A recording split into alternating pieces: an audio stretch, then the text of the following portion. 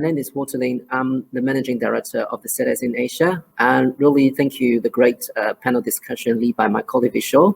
And thank you for all the speakers in the session just now. It's a really good presentation. And thank you everyone's time for being with us for 2 days online, and no matter where you are from. And I'd like to thank you your time. And I'd like to spend a few minutes to quickly go through some highlights and takeaways for these 2 days events. So on the first day, which is yesterday, Simon, the Sedex CEO, joined from the Sedex London in very early morning just to talking about the Sedex and the response business. I guess the key topics we talk about in these 2 days around COVID-19, the impact on business. And also Simon shared a great idea and also the case study around how Sedex can play an important role to support members on collaboration and communication in response to the COVID-19 impact on the business. But also Simon did share a lot of quite useful tools which is available for Sedex members to use in response to the COVID, but also still carry on about the response business practical actions. And indeed, we're also talking about Sedex got around 27,000 members in Asia Pacific region.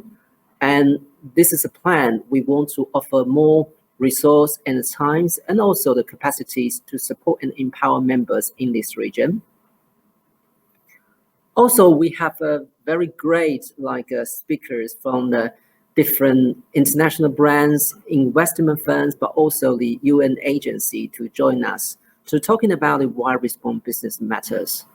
I guess the reason why we put why response business matter in that session is purely because in the day-to-day operations, people are really quite struggle to understanding why I have to do that. So for example, if you are a supplier, are constant asking by the customer to say you have a compliant, you will conduct a compliant social audit, you need to fill in something like a due diligence questionnaire. And also, if you're a brand and retailer are gradually requested by the investors or the capital market to share your ESG data. So this is all coming to the question about why I need to do that.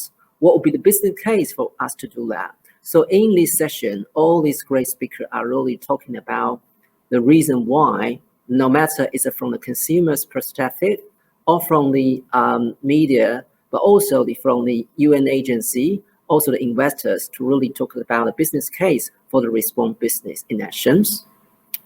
Moving to the day one, we do got another panel talking about response business in the supply chain, which if you are international company or if you are small and medium-sized enterprises globally, you still have to look at your own operation, but also your suppliers.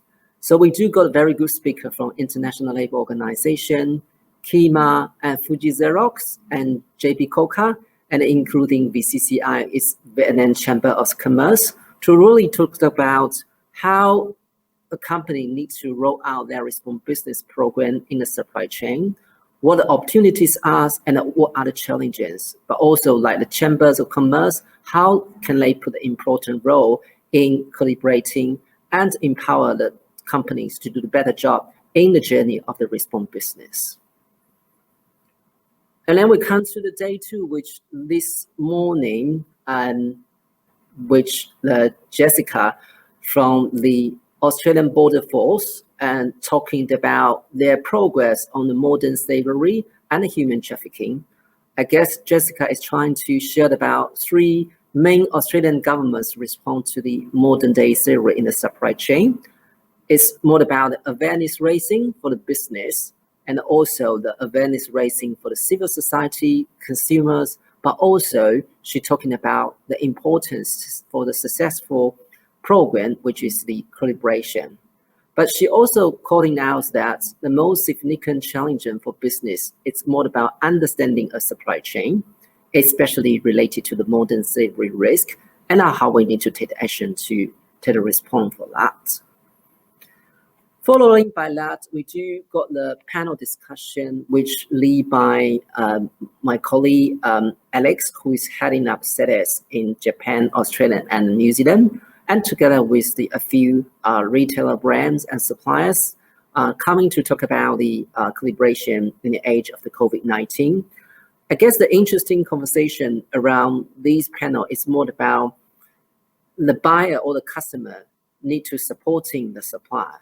But at other end, the supplier and also the manufacturers, they should be able to support the customer. Even they should education for the customers, because most of the time, the response business in the supply chain or supply chain social compliance, it's more about a requirement from the customer, and oftenly the supplier won't see too much benefit, and then they are being told to do something. So it's more about how can we look at a balance between doing a good business, but also being a very long-term partnership between the buyer and suppliers. And also we in here session, people really to talk about the cost, because anything if we invest into the response supply chain, response business or social compliance, etc., it's a kind of cost. But it's more about how can you change your mindset to think about this is a long-term investment. This is not like something, a cost for the business. So it's kind of like something we need to really to look at a long-term vision rather than the short-term. And also we do got the Livilo from the UNDP, the Business and the Human Rights. So Livilo is a very experienced advisor for global human rights previously. But now in recent years, he really to look at the Asians business and human rights agenda. So his conversation is more around the government's action to implementation of the NAP, which means the government now is looking to take some very proactive actions to promote the response business. But at the same time, media also it's helping to point out the companies they should taking more responsibility as well. But there are still many challenges, especially in this region, for example, forced labor and child labor, but also we need to think about environment impacts, land rights, something like that. And also he mentioned about the due diligence by the EU and making sure the supply chain in Asia is green and clean. And we do got a last panel, which is it's the session led by my colleague Vishal, and talking about supplier sustainability journey, and also how can you establish a partnership with the internal stakeholders to promote the sustainable supply chains. I guess the conversation in here is more about, one is whether you got your commitments.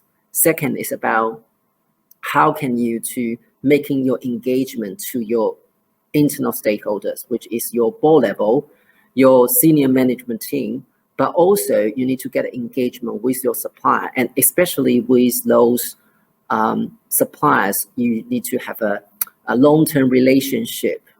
And in here, we do got the people from Walmart to really talking about their values for the business at 3 level, but also we heard a very good like a presentation from P&G to talk about the citizenship, and not only for the P&G itself, but also from the supplier. And Marty from Fresh Produce Groups and talking about their works with the farmers and also their stories to be proud with the Sedex members. And last but not least, Lego shared about their planet's promise and SDG, and also their long-term investments in children, environment, and people. So I guess that's a very quick recap for these 2-day session. And these sessions are recorded, and we do share these information and video via the social media channel. So if you want to get further information, or if you have any questions, just be free to reach out to us. And I'd like to thank you for all our sponsors and also the speaker and moderators. Without your support, we won't be able to have such a very great conference, even virtually, and to ensure everyone in the Asia Pacific region can got this opportunity, can hear discussion and share their best practice and insight. But also I'd like to call out to thank you for all of the Sedex colleagues who spend huge amount of their time on preparation and engaging with our member and the stakeholder for this event. And I'd like to say special thank you to Star and Vishal in our China and Indian office, and also Alex in our Australian office. But do like to say thank you for our CEO, Simon's support, but also Jessica, who is the Director for Corporate Affairs in Sedex. I'd like to say thank you for their support, and all of our colleagues in the 4 offices in China, Australia, India, and Japan. Thank you for their efforts, and also our overseas office support on this event. If you have any further questions and any comments on these events, please feel free to reach out to send an email to sedexasianews@sedexglobal.com, and we'll listen to your feedback. And then we try to see whether we can hold another session next year to invite you to join again. Thank you. Thank you for your time. Hope you can enjoy the rest of your day. Thank you.